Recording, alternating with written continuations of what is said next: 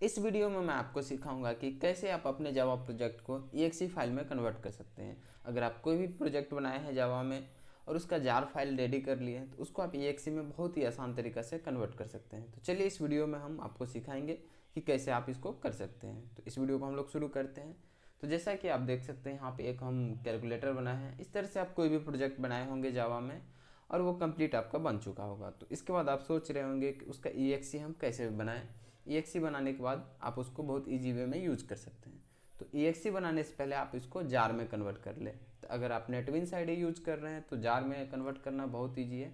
वैसे तो आप कोई भी आईडी यूज़ कर रहे हैं तो जार में कन्वर्ट करना बहुत ईजी है, आप वहाँ से कर सकते हैं। अदरवाइज अगर आप डायरेक्ट नोटपैड या फिर कोई और एडिटर से डायरेक्ट प्रोग्राम लिखे हैं उसको जार में कन्वर्ट करना चाहते हैं तो उसके लिए आप कमांड लाइन के थ्रू कन्वर्ट कर सकते हैं।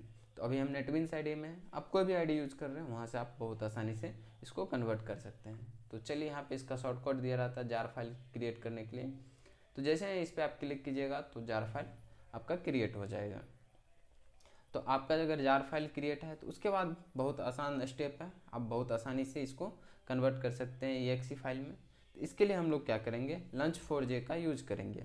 तो Launch4j को हम लोग पहले डाउनलोड कर लेते हैं। तो आ जाएंगे अपने क्रोम ब्राउज़र में और यहाँ पर हम लोग सर्च करेंगे। तो आ जाएंगे हम अपने क्रोम ब्राउज़र में और यहाँ पे हम लोग सर्च करेंगे Launch4j डाउनलोड। जैसे ही इसको सर्च करेंगे तो बहुत सारा वेबसाइट ओपन हो जाएगा। तो इसका जो ऑफिशियल वेबसाइट है इस पर आ जाएंगे हम लोग। तो जैसे ही इस पर क्लिक करेंगे यहाँ देख सकते हैं डाउनलोड का सिंबल आ चुका है यहाँ पे Launch4j। तो डाउनलोड पे क्लिक करके इसको हम लोग डाउनलोड कर लेंगे। हम इसको डाउनलोड कर लिए थे इसलिए चलते हैं अपने डाउनलोड फोल्डर में। आप लोग यहाँ से इसको डाउनलोड कर लीजिए। तो जैसे ही आप डाउनलोड फोल्डर में आइएगा इस तरह से एक फाइल आपके डाउनलोड फोल्डर में शो होगा। तो चलिए इसको रन कर लेते हैं हम लोग। नेक्स्ट एंड एग्री करके इसको इंस्टॉल कर लीजिए। कुछ खास स्टेप है नहीं इसमें कि हम लोग देखेंगे। चलिए इसको फिनिश कर दिए। अब इसको हम लोग ओपन कर लेते हैं। इसके थ्रू हम लोग EXE फाइल में कन्वर्ट करने वाले हैं। तो कन्वर्ट करने के लिए यहाँ पे कुछ रिक्वायर्ड फाइल चाहिए। जैसे कि यहाँ पे जार फाइल हम लोग सेलेक्ट करेंगे अपने प्रोजेक्ट का, जो कि हम अभी क्रिएट कर लिए थे नेटबिन्स आईडी में। कोई भी आप आईडी यूज़ करते हैं तो बहुत ईजी स्टेप है, आप वहाँ से पहले जार फाइल क्रिएट कर लीजिए।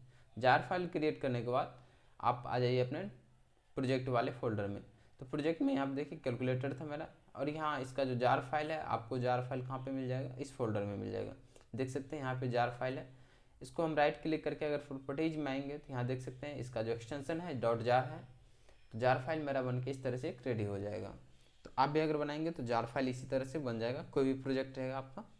तो इस जार फाइल को हम लोग क्या करेंगे, यहाँ से सिलेक्ट कर लेंगे। तो यहाँ देख सकते हैं .jar फाइल जो है मेरा, यहाँ से इसको सिलेक्ट कर लेंगे इसमें सेकेंड वाले ऑप्शन पे।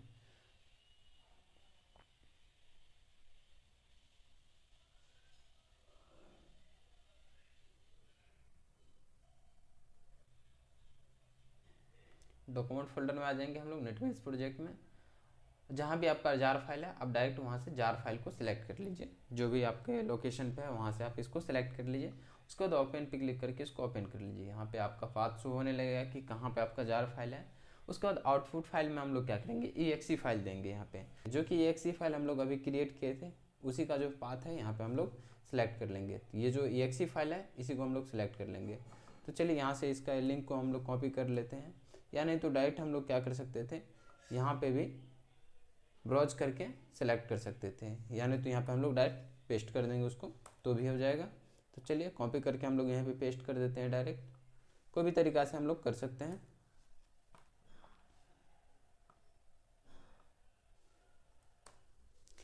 उसके बाद कैलकुलेटर है यहाँ पे, तो कैलकुलेटर में हम लोग क्या करेंगे, स्लैश देंगे।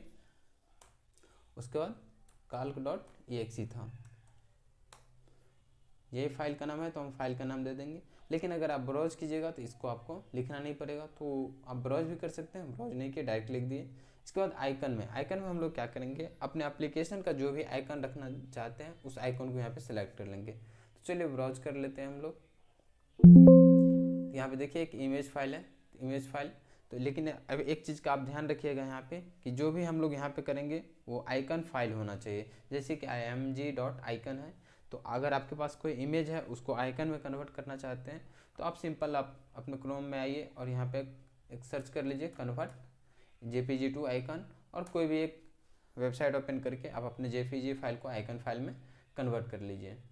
कन्वर्ट करने के बाद आप यहाँ पे सिलेक्ट कर लीजिए। तो चलिए हम सेलेक्ट कर लेते हैं इस फोल्डर में से एक फाइल को। यहाँ पे देख सकते हैं आइकन फाइल। अब इस चीज़ का ध्यान रखिएगा, अगर आपके पास EMG फाइल रहेगा या फिर PNG फाइल रहेगा तो वो यहाँ पे काम नहीं करेगा। इसके बाद हम लोग क्या करेंगे, यहाँ पे आप जावा डाउनलोड का URL दे सकते हैं। टाइटल आप कुछ लिखना चाहें तो लिख सकते हैं। बाय डिफ़ॉल्ट इसको खाली भी छोड़ सकते हैं, कोई दिक्कत नहीं है।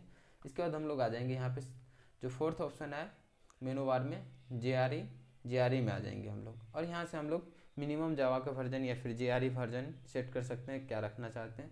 तो जो आपका मन मिनिमम उतना रिक्वायर्ड होना चाहिए आपके एप्लीकेशन को रन होने के लिए, वो यहाँ से आप रख सकते हैं। JDK रिक्वायर्ड कर दीजिए। उसके बाद 64 बिट रिक्वायर्ड करना चाहते हैं तो चेक बॉक्स कर दीजिए, अदरवाइज अनचेक कर दीजिए। जो आपको मन जो ठीक लगे, आप चाहते हैं कि 64 बिट वाले में ही रन हो तो 64 बिट को यहाँ पे आप चेक कीजिए, अदरवाइज अनचेक करके छोड़ दीजिए। इसके बाद हम लोग क्या करेंगे, चलिए चेक कर देते हैं। बेसिक में आ जाएंगे, यहाँ पे कुछ भी एडिट नहीं करेंगे हम लोग, इसको सेव कर लेंगे। सेव करने के लिए जो भी नाम आपको रखना है रख सकते हैं। चलिए नाम कुछ भी रखेंगे, एक्सटेंशन में XML ही रहेगा, उसको हम लोग सेव कर लेंगे। तो चलिए सेव हो गया। सेव होने के बाद यहाँ पे आपको एक सेटिंग का ऑप्शन हो रहा होगा, तो इस पर हम लोगों को क्लिक करना है। जैसे इस पर क्लिक करेंगे तो फाइल स्टार्ट हो जाएगा यहाँ पे क्रिएट होना। तो देख सकते हैं सक्सेसफुली क्रिएट हो चुका है यहाँ पे। अब जब सक्सेसफुली क्रिएट हो गया है तो यहाँ से रन बटन पे क्लिक करके हम इसको रन कर सकते हैं, अदरवाइज हम डायरेक्ट वहाँ पे EXE फाइल मेरा क्रिएट हो चुका है, वहाँ से भी अब रन कर सकते हैं। जैसा कि यहाँ देखिए एप्लीकेशन हम फाइल यही बनाए हुए थे। इसको अगर हम रिफ्रेश कर लेंगे तो ये हो जाएगा। तो देखिए इसका जो, चलिए हम लोग क्या करते हैं, इसको व्यू कर लेते हैं एक्स्ट्रा लार्ज में। तो अब देखिए यहाँ पे कैलकुलेटर का जो हम आइकन रखे थे, जो भी एप्लीकेशन का आइकन रहता है, जैसे कि अगर आप नेटबीन्स आईडी ही यूज करते हैं तो उसमें जो आइकन है, उसी तरह से हम जो भी आइकन रखना चाह रहे थे, ये मेरा आइकन सेट हो चुका है इस पर। और जैसे ही इस पर डबल क्लिक कर रहे हैं तो मेरा जो कैलकुलेटर था वो ओपन हो जा रहा है EXE फाइल के जैसे ही। अब यहाँ से हम जैसे जो भी प्रोजेक्ट था आपका जो यूज़ करना चाहते थे, आप डायरेक्ट यूज़ कर सकते हैं। देखिए ये काम कर रहा है सही से। तो इस तरह से हम लोग अपने फाइल या फिर अपने प्रोजेक्ट को EXE फाइल में कन्वर्ट कर सकते हैं। उम्मीद करते हैं कि ये वीडियो आपको अच्छा लगा हो और अपने फाइल को भी आप EXE फाइल में कन्वर्ट कर लिए होंगे, या फिर अगर आप कोई जावा प्रोजेक्ट बनाए हैं तो उसको EXE फाइल में आप बहुत ही आसानी से कन्वर्ट कर लिए होंगे। तो चलिए इस वीडियो को यहीं पे ख़त्म करते हैं, मिलते हैं फिर से नेक्स्ट वीडियो में। आपको अगर कोई भी प्रॉब्लम आ रही है तो आप कमेंट कर सकते हैं, हम उसका रिप्लाई ज़रूर करेंगे। अदरवाइज इस चैनल के होम पेज पे हमारे टेलीग्राम चैनल का लिंक है, वहाँ जाके आप हमसे कनेक्ट हो सकते हैं और अब वहाँ से आप पूछ सकते हैं हमसे अगर आपको कोई दिक्कत आ रही है तो।